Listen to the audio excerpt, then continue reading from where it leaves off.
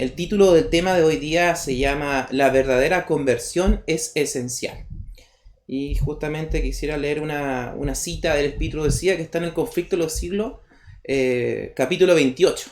Dice lo siguiente: donde quiera que la palabra de Dios se predicara con fidelidad, los resultados atestiguaban su divino origen.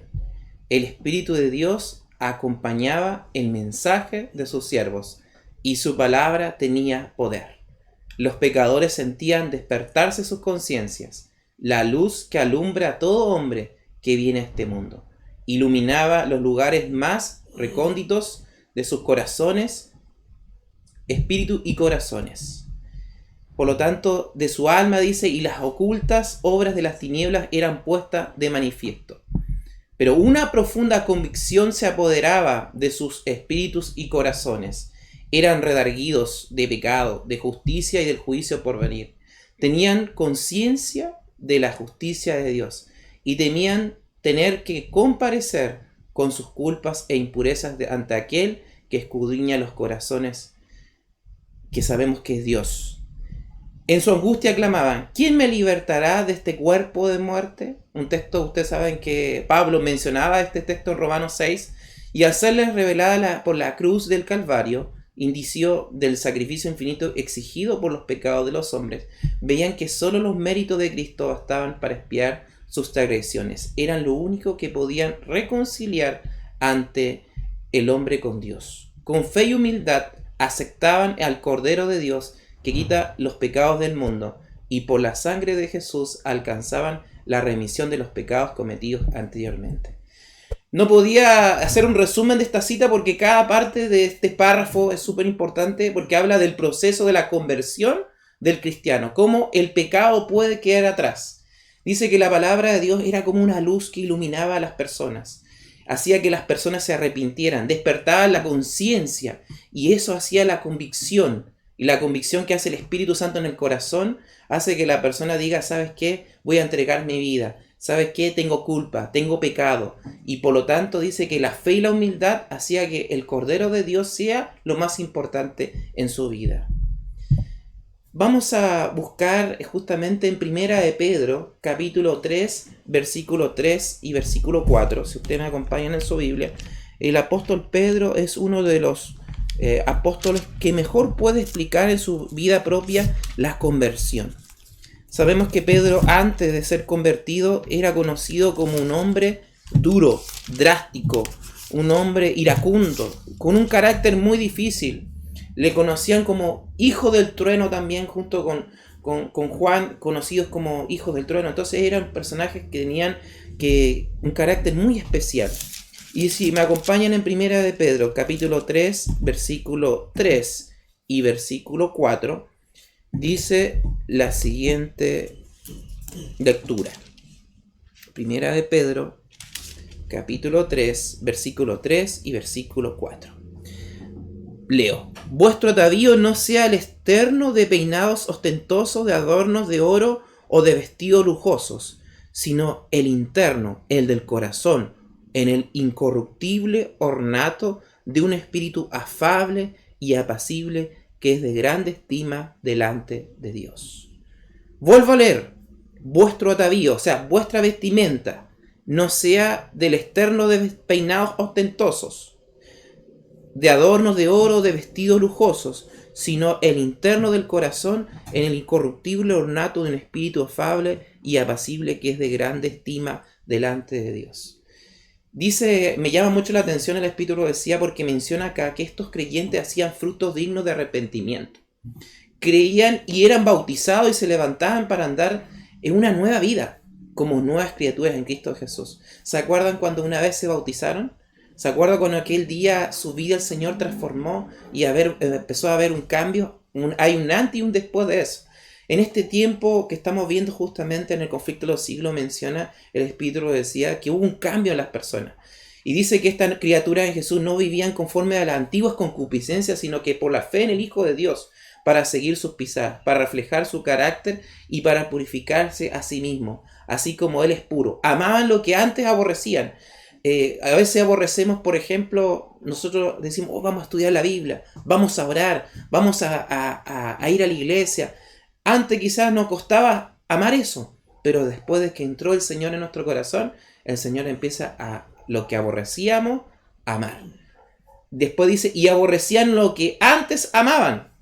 Por ejemplo, quizás antes amábamos, por ejemplo, ver todo el día películas, todo el día estar en internet conectado viendo programas, pero llega el momento que el Señor empieza a transformar lo que antes amábamos a llegar a odiar esto. Dice que los orgullosos y tercos se volvían piadosos, mansos y humildes de corazón. Los vanidosos y arrogantes se volvían serios y discretos. Los profanos se volvían piadosos, los borrachos sobrios, los corrompidos puros, y las vanas costumbres del mundo eran puestas a un lado. Los cristianos no buscaban el adorno exterior del rizado de los cabellos, sino que buscaban ataviarse las joyas de oro o de la compostura de los vestidos, sino dice de lo oculto del corazón, que consiste en la incorrupción de un espíritu manso y tranquilo, sea esa la hermosura en la presencia de Dios. Por eso vimos justamente, leímos en 1 de Pedro 3, capítulo 3, versículo 3 al 4, porque justamente menciona que nosotros tenemos que anhelar, tener un corazón, espíritu dispuesto al Señor. Vemos aquí también que vamos a avanzar un poquito más, ¿ya? Quería mencionar, si me acompañan, en San Juan capítulo 15, versículo 2, ¿ya? Porque hoy día vamos a estudiar los frutos del Espíritu Santo, ¿ya? Los frutos del Espíritu Santo, y para entender los frutos del Espíritu Santo vamos a ir a lo que Jesús menciona justamente en San Juan capítulo 15, versículo 2. ¿Lo encontraron, hermanos? Me acompañan entonces, y dice la Escritura: todo pámpano que en mí no lleva fruto, lo quitará, y todo aquel que lleva fruto, lo limpiará para que lleve más fruto. Menciona acá la palabra de Dios, a través de Jesús menciona en Mateo que debemos llevar fruto, y que Él quiere que nosotros no pasemos de no llevar fruto, sino llevar más fruto. Pero también dice la palabra de Dios que Él va a limpiar para que llevemos más fruto. Pero miren, me acompañan en Mateo, San Mateo capítulo 7, versículo 16 y versículo 17. San Mateo 7, 16 y 17. Versículo 16 y versículo 17. Me acompañan, hermanos, y dice la Escritura en Mateo capítulo 7, versículo 16. Por su fruto los conoceréis. ¿Acaso se recogen uvas de los espinos o higos de los abrojos? Así todo buen árbol da frutos buenos, pero el árbol malo da frutos malos. ¿Ustedes han visto alguna vez una planta de palta, de palto, ¿verdad? Que dé manzana? Es imposible, ¿no?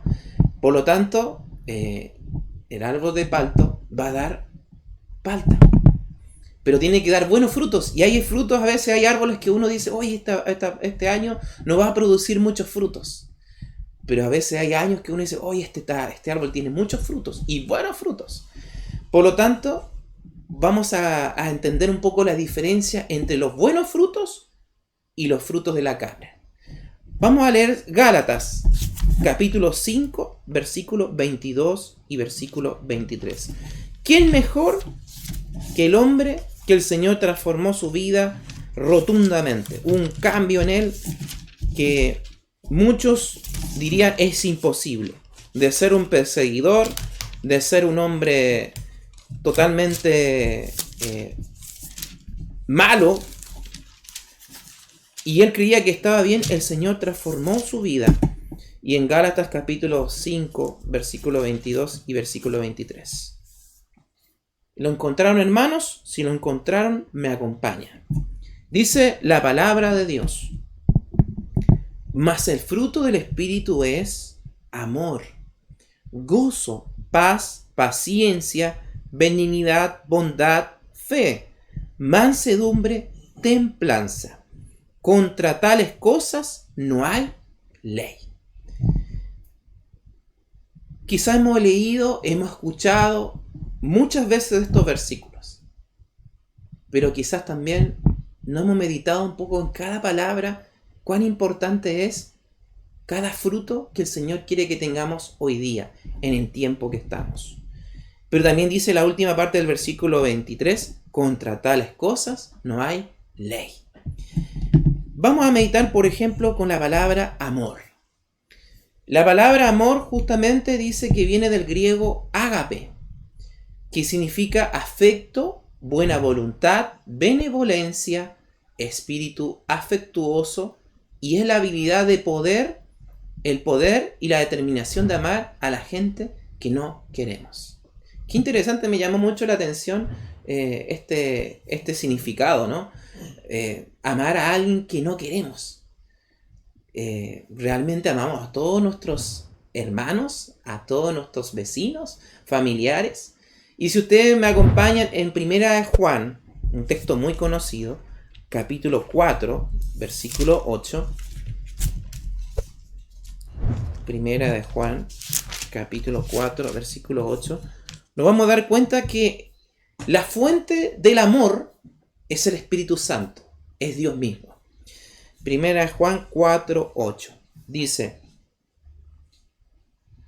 me acompañan, el que no ama no ha conocido a Dios, porque Dios es amor. Por lo tanto, ¿quién pone en nosotros el querer amar a alguien que no nos cae bien? Aquella persona que uno lo ve y dice, oye, esa persona no lo trago.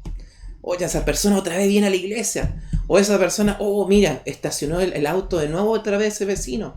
Otra vez está poniendo esa música. Por lo tanto, Dios quiere que nosotros tengamos amor. Y ese amor procede de Dios. Y ustedes se dan cuenta que los dones espirituales también es fundamental para Dios. No lo vamos a leer todos los versículos porque son 13 versículos que está en 1 Corintios 13. Usted sabe que los dones espirituales habla que el centro de todo es el amor, ¿verdad? Si ustedes van a 1 Corintios 13 dice que sin amor todo lo demás no tendría sentido. Pero vamos a leer este texto bíblico que está en Romanos capítulo 13, versículo 10. El apóstol Pablo menciona algo muy importante. Hay un vínculo entre el hombre y Dios. Pero hay un vínculo que había justamente, el mayor vínculo que había entre, que Dios quiere que tengamos nosotros hoy día. Romanos 13:10 dice la escritura. Acompáñenme. El amor no hace mal al prójimo, así que el cumplimiento de la ley es el amor. Qué interesante vínculo de perfección menciona la palabra de Dios. El amor no hace mal al prójimo. O sea, si yo amo a aquel vecino que me cae mal, ¿me va a hacer daño a mi corazón? ¿Me va a hacer daño a mi mente? Si aquel hermano que no lo puedo ver en la iglesia, o aquella persona que me cae mal, lo amo, ¿me hará mal? Dice la escritura, de todo lo contrario. El amor no hace mal al prójimo. Pero también dice que el cumplimiento de la ley es el amor. Si uno va a los 10 mandamientos, el centro de la ley de Dios es el amor a Dios y el amor al prójimo. Esa es la palabra amor. Vamos a mencionar ahora la palabra gozo. Y me llama mucho la atención porque la palabra gozo viene del griego jara, ¿ya? Y significa gozo, alegría. Y también viene del infinitivo yoirein, que significa regocijarse, estar contento, estar lleno de gozo. Me llama mucho la atención esta palabra, estar lleno de gozo. Porque ¿estamos realmente llenos de gozo hoy día porque es el día del Señor? ¿Estamos contentos porque podemos todavía alabar a Dios? Dice que el gozo tiene que ver con la alegría permanente del individuo que cree en Cristo, como toda la iglesia está llamada a experimentarla. Una calidad de vida llamada en lo eterno y asegura la relación del Hijo de Dios con su Padre Celestial. Vemos el ejemplo. Dios Padre y Jesús el Hijo. Había una relación de gozo. El Padre no podía vivir sin el Hijo no podía vivir sin el Padre. Y cada vez que Jesús se encomendaba a su Padre, había gozo en su corazón. Y ese gozo Él transmitía a las personas. Sin embargo, también en el Antiguo Testamento menciona cómo eran los cultos en el Antiguo Testamento. Dice que la gente se regozaba de gozo. Vamos a ver Salmos 16, versículo 8. Acompáñenme en su palabra, la palabra de Dios. Salmos 16, versículo 8. ¿Se dan cuenta? Hemos ocupado muchos textos bíblicos porque queremos que los hermanos, la Biblia sea la que hable, porque la Biblia es la que nos convence de pecado, de justicia y de juicio a través del Espíritu Santo. ¿Ya? Salmos 16, versículo 8. Dice la Escritura. Si lo encontraron, me acompañan. A Jehová he puesto siempre delante de mí, porque está a mi diestra y no seré conmovido. ¿Quién era el centro de los judíos, de los cristianos del tiempo de los discípulos de Cristo? ¿Quién era el centro de los antepasados? Era Cristo, era Dios. Por lo tanto, en el Antiguo Testamento dice que había gozo. Cuando llegaban al templo de Jerusalén, al santuario, ellos adoraban a Dios gozosamente. Pero en los primeros inicios de los cristianos también había gozo. Pero aquí era un poco más abundante, parece. Porque si usted me acompaña en Hechos 2:46, vemos que la Escritura menciona aquí que en los primeros discursos, en las primeras predicaciones de Pedro, después de haber predicado, parece que la palabra de Dios menciona cuál era el secreto de esos cristianos en aquellos tiempos. Hechos 2, versículo 46. Y dice la Escritura. Como título tiene ahí la vida de los primeros cristianos. Y después menciona los versículos 43, 44, 45 y 46. Vamos a leer el versículo 46. Dice la Escritura: y perseverando unánimes cada día en el templo y partiendo el pan en las casas, comían juntos con alegría y sencillez de corazón. Qué interesante que la palabra de Dios menciona que perseveraran cada día. ¿En dónde? En el templo. Y que partían el pan. ¿En dónde? En las casas. Pero también menciona que ellos comían con alegría, con gozo, con sencillez de corazón. Por lo tanto, nosotros tenemos que entender de que Dios quiere que estemos gozosos cuando vemos a nuestro hermano. Cuando aquel hermano que no ha venido a la iglesia de mucho tiempo, lo abracemos y le digamos: hermano, bienvenido a la casa de Dios. O aquel hermano que está alejado, que necesita palabra de consuelo, cuando tú le digas palabra de gozo, le digas: hermano, ¿sabes qué? Te extraño. Hermano, estamos orando por ti. Ese hermano o esa persona, ese hijo de Dios, lo va a recibir con gozo. La palabra de Dios también habla justamente de otro elemento, que el elemento fundamental es la paz. Han escuchado que mucha gente busca salud mental, ¿verdad? Y la salud mental, muchas veces podemos ir buscando algún remedio. Pero la paz, que es un remedio de Dios, que es un fruto del Espíritu, dice que tiene un significado. Escuchar la palabra shalom, quizás cantamos shalom. El himno 40, si no me equivoco, es el himno que decimos shalom. Y cantamos shalom, empezamos a cantar ese himno, y por lo tanto significa bienestar total, y que implica también tranquilidad, serenidad de espíritu. Eso significa paz. Entonces significa un bienestar total, ¿verdad? Cuando tenemos paz en nuestro corazón podemos dormir en la noche.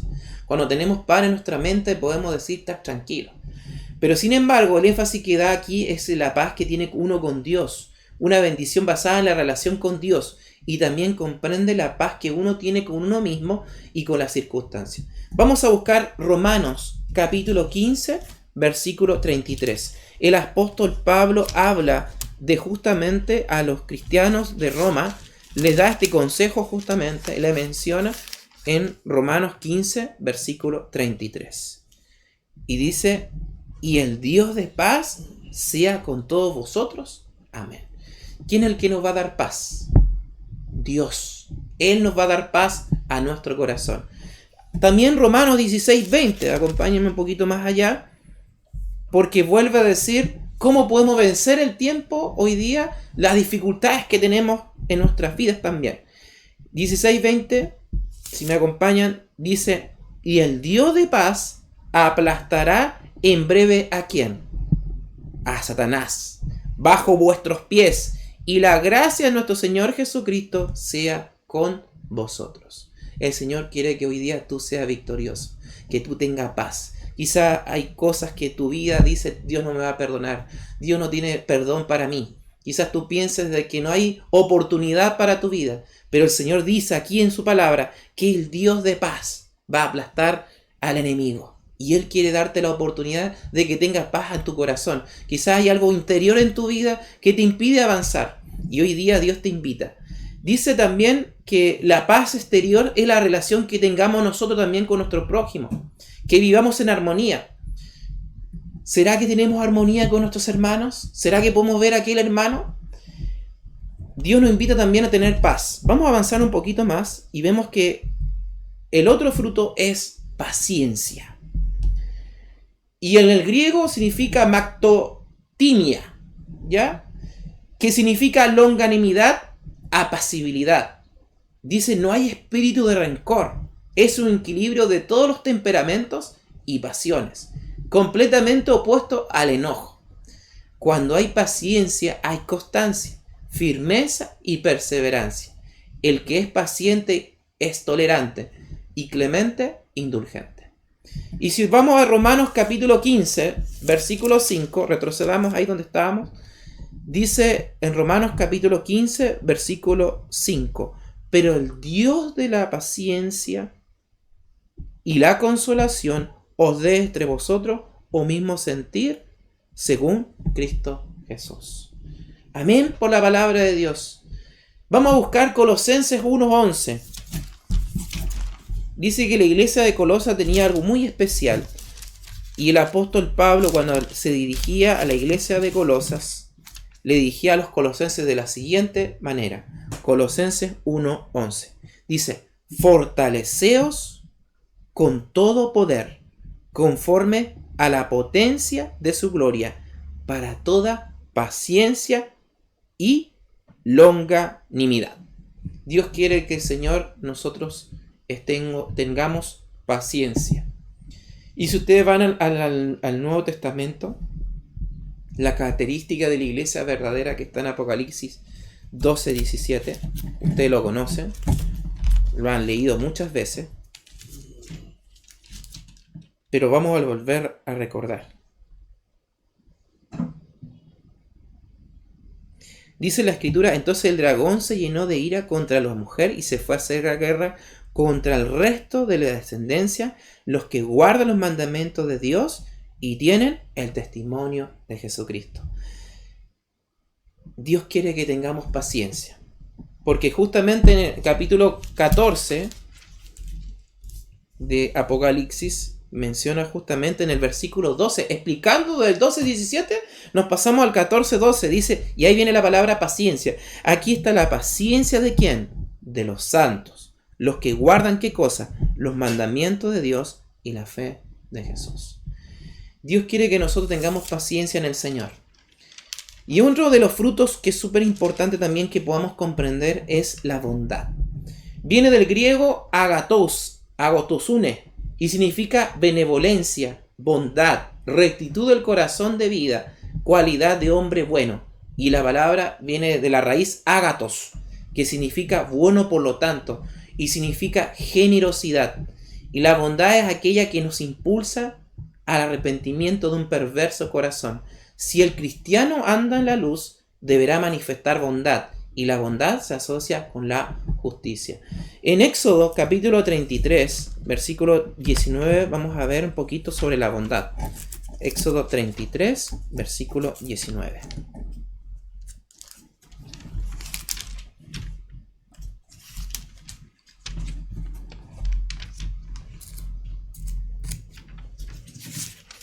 Ustedes buscan en la palabra de Dios en Éxodo 33, versículo 19. Dice la escritura, y él le respondió, yo haré pasar todo mi bien delante de tu rostro, y proclamaré el nombre de Jehová delante de ti, y tendré misericordia ¿del quién? Dice acá, tendré misericordia del que tiene misericordia, y seré clemente para con el que seré clemente, o sea, con el que es clemente. La escritura del Señor nos invita a nosotros a poder tener bondad. Pero hay una palabra súper importante que menciona dentro de los frutos, que es la palabra fe. Y hay canciones inclusive, himnos también que nos invitan a la fe. Viene del griego pistis, y que significa fidelidad. Dice que el carácter de uno puede confiar y señala el significado pasivo de la fe, digno de confianza. Confianza en el trato con los unos, con los otros, lealtad. Y ustedes saben que Romanos 10:17, el apóstol Pablo menciona justamente cuál es el secreto para desarrollar la fe. Romanos 10:17. Ustedes conocen ese versículo de memoria seguramente. Dice, así pues la fe es por el oír y el oír por la palabra de Dios. La fe. Me llama mucho la palabra fidelidad. Quizá hoy día hace tiempo que no estamos yendo a la iglesia. Hace tiempo que no estamos orando. Hace tiempo que no estamos estudiando las escrituras. Hace tiempo quizás que no estamos ofrendando al Señor. O dando nuestro diezmo al Señor. O guardando el sábado. Porque eso es fidelidad. Fidelidad es tomar en cuenta a Dios en nuestro corazón. Un pastor decía hace unas semanas atrás, mencionaba de que compartió un pensamiento que Dios había iluminado a él. Si en el tiempo de paz no fuimos capaces de acercarnos a Dios, de decir, ya hoy día voy a orar, hoy día voy a leer la palabra de Dios, hoy día voy a ir a la iglesia, hoy día voy a ir al grupo pequeño, hoy día voy a ser fiel a Dios, ¿cuánto más en este tiempo de dificultad, de crisis que vivimos de la salud en todo a nivel mundial? Por lo tanto, el Señor hoy día todavía te da tiempo. Todavía el Señor tiene fe en ti. ¿Por qué? Porque no ha llegado lo peor. La semana mientras yo oraba al Señor, ¿qué predicar? Yo decía, Señor, ayúdame a predicar lo que tú quieres que predique. Y en un momento yo pensé predicar sobre la ley dominical. O predicar sobre las plagas. Pero el Señor me dijo, no vas a predicar esos temas. Y yo digo, pero Señor, esos temas hay que predicarlos porque los hermanos se tienen que asustar. Yo me tengo que preparar, yo me tengo que asustar también. Tengo que tomar esto con preocupación. Pero resulta que el Señor dice, yo soy misericordioso y soy paciente y tengo fe en ti, me decía el Señor. Y cambié mi sermón. Entonces me puse a orar ayer, en la mañana. Todos estos días estaba orando y en la noche oré al Señor ayer. Entonces puedo recibir el sábado, Señor, ilumíname. ¿Qué quieres que yo hable? Y el Señor decía, fe. Tengo fe todavía en ti, que un día te vas a entregar a mí y vas a cambiar tu vida. Tengo todavía fe que puedes cambiar en este tiempo de tranquilidad, porque sabemos que el tiempo de gracia un día se va a acabar. Todavía no se acabó, todavía hay tiempo, pero no sabemos cuánto tiempo nos queda. Pero mientras haya ese tiempo, Dios es misericordioso con nosotros, no queriendo que ninguno perezca, sino que todos procedan al arrepentimiento. Pero hay otra palabra muy importante que acompaña a la fe, que es el otro fruto, que es mansedumbre. Y si ustedes van justamente, la palabra mansedumbre proviene del griego prautes, que significa justamente gentileza, afabilidad, amistad, dulce, opuesto o aspereza. Mal temperamento, enojo repentino, y la mansedumbre soporta la incomodidad. De este fruto se puede manifestar cuando uno está totalmente rendido a Dios. Nos identificamos con la mansedumbre. ¿Tenemos paciencia con el hermano? Hermano, por favor, ¿me puede ayudar con esto? No quiero hacerlo. ¿Y qué decimos cuando ese hermano no nos quiere ayudar? Quizás nos enojamos más. ¿Cómo se le ocurre al hermano decirme esto? A veces pensamos. O a veces no lo decimos, ¿verdad? O a veces le decimos a ese hermano, ¿tendremos paciencia? ¿Tendremos manso? Vamos a Romanos 8:26. Me llama mucho la atención en Romanos 8:26, porque justamente en Romanos 8:26 el apóstol Pablo menciona la mansedumbre que Dios quiere que tengamos. Y dice Romanos 8:26, de igual manera el Espíritu nos ayuda en nuestra debilidad, pues ¿qué hemos de pedir? Como conviene no lo sabemos, pero el Espíritu mismo intercede por nosotros con gemidos indecibles. ¿Será que el Espíritu Santo nos tiene paciencia todavía hoy día? ¿Será que el Espíritu Santo no está esperando que nosotros cambiemos? ¿Cuánta más paciencia tiene con nosotros? ¿Cuánta más mansedumbre tiene con nosotros el Señor? Vamos a avanzar al siguiente fruto que es del Espíritu, que es templanza. Estamos terminando. Este es el último fruto, ¿ya? Y dice la Escritura La palabra griega viene de la palabra griega engrateia, y que significa control de uno mismo, conocido como dominio propio. ¿Quién era el que mejor tenía dominio propio según la palabra de Dios? Es Cristo. ¿Quién era el que mejor tenía dominio propio? Vemos Daniel, vemos muchos personajes de la Biblia. Yo agregué a todo esto, le agregué algo que está dentro de todos los frutos. Es un resumen de todos ellos. Y yo le agregué la palabra humildad. No está dentro de los frutos, pero humildad describe a todos, diría, todo el resumen de todo. Me llamó la atención porque la palabra humildad tiene un significado muy especial. Y dice lo siguiente: es una virtud humana atribuida a quien ha desarrollado conciencia de sus propias limitaciones y debilidades, y obra en consecuencia.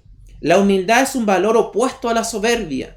El significado de humildad se relaciona con su origen etimológico. Como tal, la palabra proviene del latín humilitas, que a su vez proviene de la raíz humus, que quiere decir tierra. Interesante, viene de la palabra humus, de la tierra, ¿ya? Pero también dice que se desprende en tres sentidos. El primero dice, la humildad con valor. El segundo, la humildad como origen socioeconómico, que es la que generalmente nosotros manejamos, la que decimos, ¡ay, qué tan humilde esa familia! Porque vemos que la casa se está cayendo, vemos que esa familia quizá no tiene donde, no tiene 3, 4 autos, dicen, ¡ay, qué humilde esa familia! Pero resulta que también la humildad dice como sumisión. Y ahí quiero enfatizar, acompáñenme la palabra de Dios en Mateo 11:29. Porque a veces decimos, ¡qué humilde aquel hermano! Pero en verdad, ¿qué significa ser humilde? Y si vamos a la palabra de Dios, en Mateo 11:29, nuestro gran ejemplo, que es Jesús, lo dijo lo siguiente. San Mateo capítulo 11, versículo 29. Llevad mi yugo sobre quién? Sobre vosotros. Y aprended de quién? De Jesús, ¿no? Aprended de mí, dice. Que soy manso y aquí. ¿Y qué? ¿Cuál es la palabra siguiente? Y humilde, ¿de qué? De corazón. Y hallaréis descanso para vuestras almas. Hermanos, si nosotros hoy día no tenemos fe, no tenemos mansedumbre, no tenemos templanza, no tenemos todos los otros frutos, ¿será que tenemos humildad y mansedumbre en nuestro corazón? Por esa razón me llama mucho la atención lo que dice en la siguiente parte de la cita de Espíritu y Profecía. Estamos culminando el mensaje de hoy día y dice lo siguiente: rabiamiento espiritual que Dios quiere hoy día para nuestros días. Los rabiamientos producían en muchos profundo recogimiento y humildad. Eran caracterizados por llamamientos solemnes y fervientes, hechos a los pecadores, por una ferviente compasión hacia aquellos a quienes Jesús compró con su sangre. Hombres y mujeres, dice que oraban y luchaban con Dios para conseguir la salvación de las almas. Los frutos semejantes rabiamientos se echaban de ver en las almas, que no vacilaban ante el desprendimiento y los sacrificios, sino que se regocijaban de ser tenidas por dignas de sufrir oprobios y pruebas por causa de Cristo. ¿Qué significa eso, hermanos? Dios quiere que tengamos un rabiamiento profundo. Si hoy día no anhelamos orar, no anhelamos estudiar la palabra de Dios, ¿cuándo va a ser el tiempo entonces que debemos anhelar ese momento? La misión chilena del Pacífico nos está invitando a nosotros a orar a las 6 de la mañana. Nos está invitando a orar a las 2 después del almuerzo, orar a esa hora. Y a las 10 de la noche. Y durante todos estos 40 días tenemos que orar desde el 21 de marzo hasta que terminen los 40 días. Pero también no solamente tenemos que ayunar. El 31 de marzo es día de ayuno. Sin embargo, hoy día dice que nuestra vida, ¿será que nos invita a ayunar? ¿Será que nuestra naturaleza nos lleva a ayunar, a orar? Dice también la cita de Profecía lo siguiente: se notaba una transformación en la vida de los que habían hecho profesión de seguir a Jesús. Pero también acompáñenme en la palabra de Dios en 2 Corintios capítulo 7, versículo 9 al 11. El apóstol Pablo menciona justamente en su carta a los Corintios, a la iglesia de Corinto, les da este consejo. Palabra de Dios en 2 Corintios capítulo 7, versículo 9 hasta el versículo 11. Y dice así: ahora me gozo, no porque hayáis sido contristados, sino porque fuiste contristados. ¿Para qué? Para arrepentimiento. Porque habéis sido contristados según Dios, para que ninguna pérdida padeciese por vuestra parte. Porque la tristeza que es según Dios produce arrepentimiento. para salvación, de que no hay que arrepentirse, pero la tristeza del mundo produce muerte. Y el último versículo de esta parte de la Biblia dice: porque aquí esto mismo de que hayáis sido contristados según Dios, qué solicitud produjo en vosotros, qué defensa, qué indignación, qué temor, qué ardiente afecto, qué celo, qué vindicación, en todo os habéis mostrado limpios en el asunto. Dios quiere que nosotros estemos limpios de corazón. ¿Y saben qué va a pasar? Cuando pase eso va a haber un resultado. ¿Y cuál va a ser el resultado? Que va a haber un contraste en una vida antes y una vida después. ¿Será que hoy día el Señor está revivando en tu vida el Señor? Hoy día dice que hay mucha gente que dice que la ley de Dios está perdida, que ya fue, dejó de existir. Sin embargo, si vamos a la palabra de Dios, la ley de Dios hoy día es que se cumple. Salmos 119, versículo 45. ¿Y por qué menciona justamente la ley de Dios el conflicto de los siglos? ¿Por qué? ¿Qué va a estar en disputa en el tiempo del fin que vivimos nosotros? ¿Cuál va a ser el problema? ¿Cuál va a ser la discusión? La ley de Dios. Salmo 119, versículo 45. El salmo más largo de la Biblia, en el capítulo 119, versículo 45. Y andaré en libertad porque busqué tus mandamientos. Pero uno puede decir: no, pero soy el Antiguo Testamento, no me sirve. Bueno, vamos a buscar entonces en Santiago, que está después de justamente todo esto, después de que Jesús ya quizá, el apóstol Santiago, capítulo 2, versículo 8.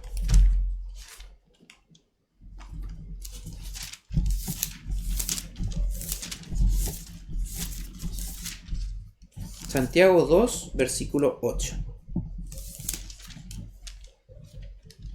Y dice la palabra de Dios: si en verdad cumplí la ley real conforme a la Escritura, amarás a tu prójimo como a ti mismo, bien lo hacéis. Y en el capítulo 1, versículo 25 también de Santiago, dice: mas el que mira atentamente en la perfecta ley de la libertad y persevera en ella, no siendo oidor olvidadizo, sino hacedor de la obra, este será bienaventurado en lo que hace. ¿Y qué hace el Señor, hermanos? Hace una obra. La obra de Dios empieza a obrar en tu corazón cuando tú empiezas a mirar la ley de Dios. Empiezas a darte cuenta que no tienes fruto de amor, no tienes fruto de gozo, no tienes fruto de mansedumbre, no tienes fruto de templanza, no tienes todos los frutos que vemos aquí en la Escritura en Efesios capítulo 5, 22 y 23. Por lo tanto, el Señor te revela la ley justamente para que tú mires a Cristo. Y tú, a mirar a Cristo, te das cuenta que por tu propio mérito no vamos nunca a llegar a tener los frutos del Espíritu Santo. Necesitamos de Cristo. ¿Y qué nos pide el Señor, hermanos? ¿Saben qué? Nos pide el Señor justamente que busquémoslo a Él, acerquémonos a Él. Y hay un llamado que hoy día tiene Dios para ti. Quisiera leer esta parte para terminar el mensaje de hoy día. Así que se ponen de manifiesto la altura de la perfección que podemos alcanzar por la fe en las promesas que nuestro Padre Celestial, que cuando cumplimos lo que requiere de nosotros por los méritos de Cristo, tenemos acceso al trono del poder infinito. El que aún a su propio Hijo no perdonó antes, le entregó por todos nosotros. ¿Cómo no nos dará también con Él todas las cosas? El Padre dio a su Hijo su Espíritu sin medida, y a nosotros también puede darnos hoy día su plenitud. Jesús dice: si vosotros, siendo malos, sabéis dar buena dádiva, ¿cuánto más vuestro Padre Celestial dará al Espíritu Santo a los que pidieren a Él? El Señor hoy día nos invita a que marchemos hacia Él, y Él nos va a dar su Espíritu Santo. Y cuando pase eso, hermanos, ¿ya? Va a pasar lo siguiente. Dice: tales son los frutos de la conversión y la santificación, y según la Biblia, y esto es porque el mundo cristiano mira con tanta indiferencia los grandes principios de justicia expuestos en la palabra de Dios, y por lo que se ven tan raramente esos frutos. Esta es la razón por la que se vea tan poco de obra profunda y duradera el Espíritu de Dios, que caracterizaba los arrebatamientos en tiempos pasados. Por medio de la contemplación nos transformamos, pero como estos sagrados preceptos, en los cuales Dios reveló a los hombres su perfección y santidad, son tenidos en poco, y el espíritu del pueblo se deja atraer por las enseñanzas y teorías humanas. Nadie tiene de extraño en que consecuencia que se vea un enfriamiento de la piedad viva en la iglesia. El Señor dice, dejáronnos a mí fuente de agua viva para cavar para sí cisternas rotas que no tienen aguas. El Señor quiere que nos gocemos en Él. Quizás hoy día el Señor te está invitando en primer lugar a empezar a orar, a empezar más a estudiar la palabra, a empezar a tener más fe en Él, a ser más fiel a Él. ¿Hace cuánto que no vienes a la iglesia? Hoy día está cerrada la iglesia, hoy día no podemos ir al templo, pero cuando llegue el momento, cuando se abra el templo, es hora de volver a Dios, es hora de acercarse a Él. Pero el templo no solamente es el templo físico que uno dice, oye, aquí está la iglesia, porque ese templo también un día, en el tiempo cuando se diga la ley dominical, los templos van a ser cerrados. ¿Dónde nos vamos a reunir? En nuestra casa, en nuestro hogar. Y es el tiempo que nos estamos preparando. Ahora, en este momento, tú en tu casa con Dios, es el momento que tú tienes que buscar a Él, tienes que estudiar la Biblia, tienes que orar. Y hoy día quiero orar por ti, para terminar el mensaje de hoy. Voy a orar por ti para que Dios te prepare tu corazón. Vamos a orar al Señor. Cerremos nuestros ojos. Querido Dios que estás en los cielos, queremos alabar tu nombre porque tú eres bueno con nosotros. Hemos pasado muchas dificultades hasta este momento. Alguno quizás está sin trabajo, alguno quizás tiene un familiar enfermo, alguno quizás tiene una complicación con su familia, con algún hijo, con algún familiar. Alguno tiene algún problema, Señor, quizá en su vida personal. No puede vencer ese obstáculo. Pero quizá hay alguno que necesite el perdón tuyo para volver a ti también, Señor. Pedimos, Padre Celestial, que estás en los cielos. Ayúdanos, Señor, a volver a ti. Y gracias, Señor, porque tú eres bueno con nosotros, misericordioso con nosotros, que nos invita hoy día a acercarnos a ti. Pedimos esto, Señor, en el nombre de Jesús. Amén. Hermanos, ha sido un gusto estar con ustedes, que Dios les bendiga, nos volveremos a encontrar el próximo sábado, seguirá transmitiendo la Iglesia Adventista de las Rosas, seguirá transmitiendo para toda la comunidad. Estamos en comunión y en contacto con ustedes. Bendiciones para ustedes. Muchas gracias.